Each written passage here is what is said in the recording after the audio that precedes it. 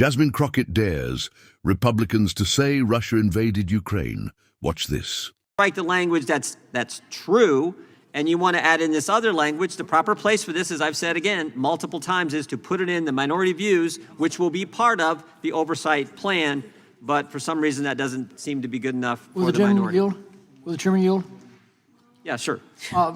Just to pursue this point for a moment, this claim that this was fact-checking, wasn't this a suppression of New York Post reporting on the genuineness of the Hunter Biden laptop, which included the most incriminating evidence against a president involving family influence peddling that I think has ever been produced, and it turned out to be true. So what they were actually doing was suppressing facts, not checking them. Suppressing facts and doing violation to the First Amendment and free speech rights of Americans. Who seeks recognition? Gentlelady, Ms. Crockett is recognized. Thank you so much, Mr. Chair. It's so interesting to me that we all swear an oath to the Constitution, and we say that we take that oath seriously, but when it comes into actually doing something that looks like preserving that oath or looks like preserving the Constitution, we get a little wobbly, and I'm not really understanding what's going on. Freedom of press doesn't look like kicking out the Washington Post, or actually the Huffington Post has been kicked out. We know that the Associated Press has been kicked out, and now the Washington Post is not going to allow for op-eds in any way if for some reason they criticize the sitting president of the United States. What this is starting to feel like is a smaller version of Russia. And I am trying to tell you that we are nothing like Russia. We are not supposed to be like Russia, but that is what we've got going on. And I'm sorry, I know that some of my colleagues still struggle with answering the question of who won the election in 2020. And you may have felt a way when you had social media checking people and saying, no, Trump did not win the election in 2020. That is absolutely factual.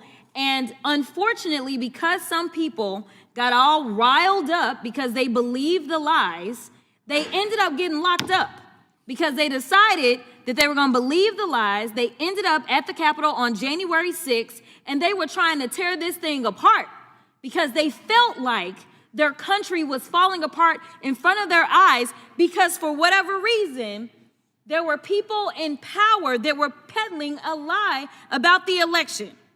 We also know, and some of y'all may still say that COVID was a hoax. COVID wasn't a hoax. Tell that to the over 1 million people that died under Donald Trump's first watch. It wasn't a hoax. So no, I do believe that it was okay. In fact, I do believe that it was ethically right for social media to check people because you had people that didn't know anything about science and decided that they were going to put out whatever lies or propaganda or conspiracy theories they wanted to, and people died. At some point in time, we have to evaluate what is factual, and I know that facts hurt y'all, and I just wish we could get on the same page, but we do know during the presidential election that the president would not go and participate in anything if fact-checking was going to be a part of it, because he didn't want to be fact-checked. We know that the vice president got upset in his vice presidential debate when he was fact-checked. It used to be a time in this country that we as members of Congress or elected officials thought that it was okay to just tell the truth.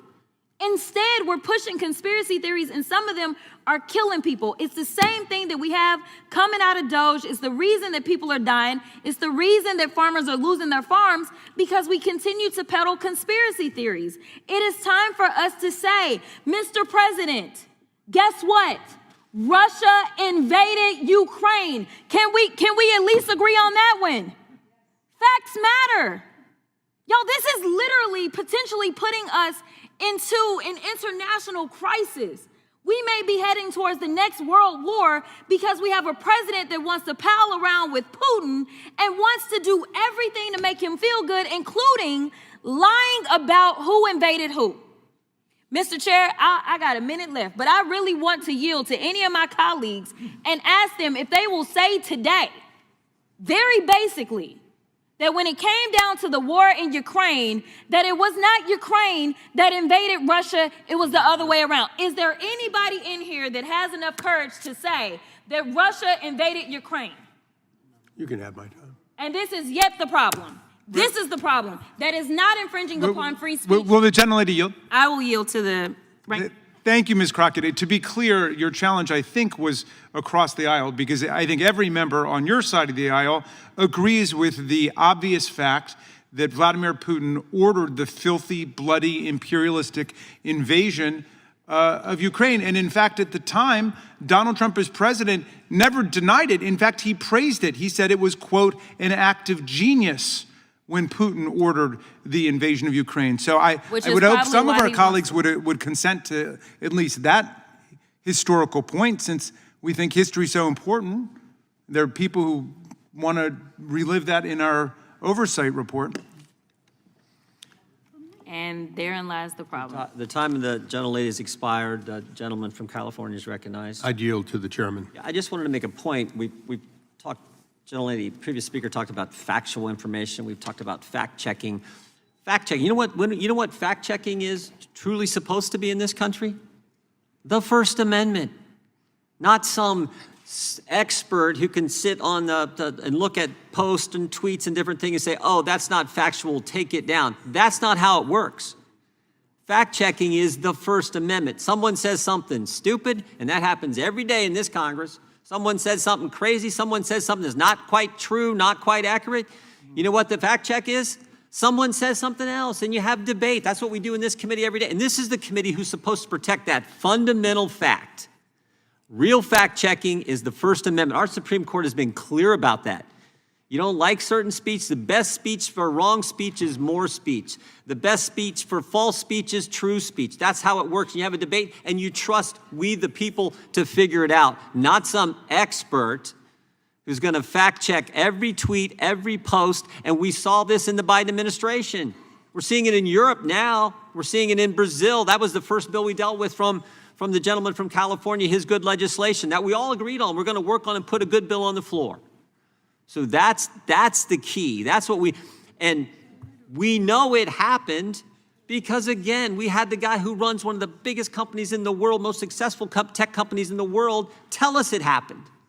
We had on the third day of the Biden administration an email from the White House to Twitter saying, take down this tweet ASAP. The government telling a business to take down a tweet, and a tweet, ironically, was from RFK Jr., who was going to be running for president against the guy in the White House. So he was saying, take down the speech of my opponent. That's not how it's supposed to work in this country. That's what we're concerned about. That's why it's in our oversight plan. And if you want additional things to look at, again, put them in your viewpoints. We're happy to accept them. We'll take everything Mr. Raskin has said today, everything the gentlelady from Texas has said today. We'll take everything the Democrats said. You want to put all that in your plan? Put it in your plan. That's fine. That's how it works. But no, that's not good enough. That's not good enough. I yield back to the gentleman from California. I thank the gentleman. And back to the point of... If you found this video informative, don't forget to give it a thumbs up, subscribe, and hit that notification bell so you never miss an update on the stories that shape our world. This is Adaka Africa, bringing you the geopolitics you need to know. See you in the next one.